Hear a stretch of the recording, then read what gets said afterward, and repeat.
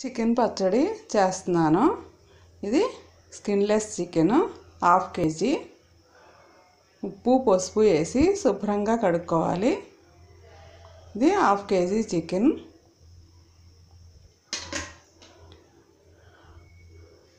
Stove మీద బాండీ పెట్టుకుని వేడెక్కాక ఒక 100 గ్రాములు, కేజీకి పావు కేజీ ఆయిల్ పడుతుంది. మనం అర కేజీ చికెన్ పచ్చడి చేస్తున్నాం కాబట్టి పావు కేజీలో సగం సుమారుగా ఆయిల్. పచ్చళ్ళకి నువ్వుల నూనె కానీ వేరుశనగ నూనె కానీ వాడితే పచ్చడి బాగా రుచిగా ఉంటుంది. ఇప్పుడు ఈ నూనె వేడెక్కాక ఇందులో చికెన్ వేసి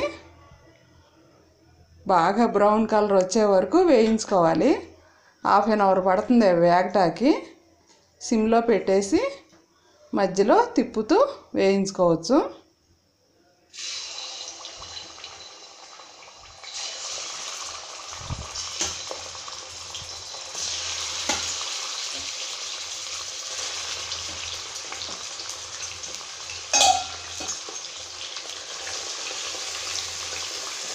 ఇది నేను బోన్స్తో తీసుకున్నాను. బోన్లెస్ కావాలంటే బోన్లెస్ తీసుకోవచ్చు.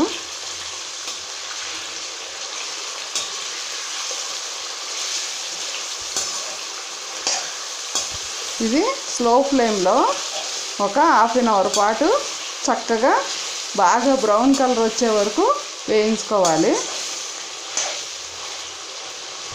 స్టవ్ సిమ్లో పెట్టుకుని అప్పుడప్పుడు తిప్పుతూ వేయించుకుందాం.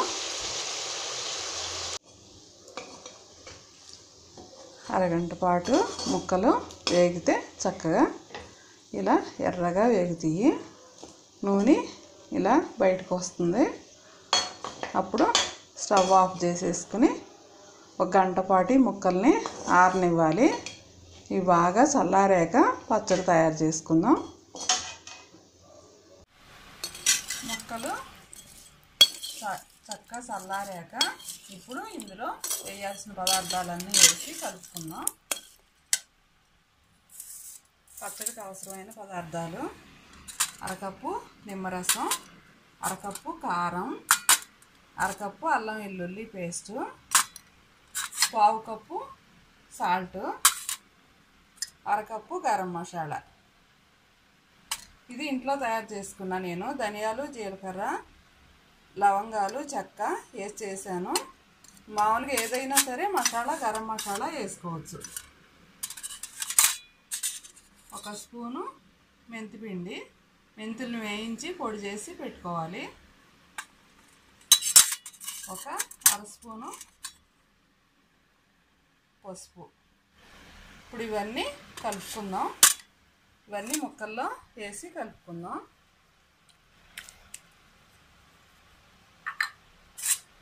సాల్ట్,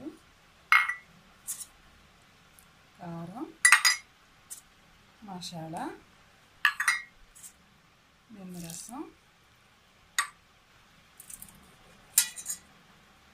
మెంతిపిండి, పసుపు.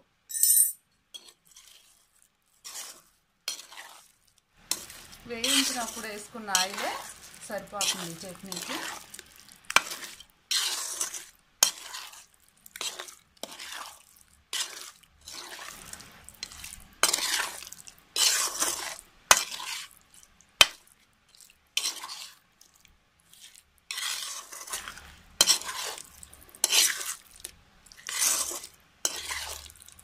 Chicken chutney ready.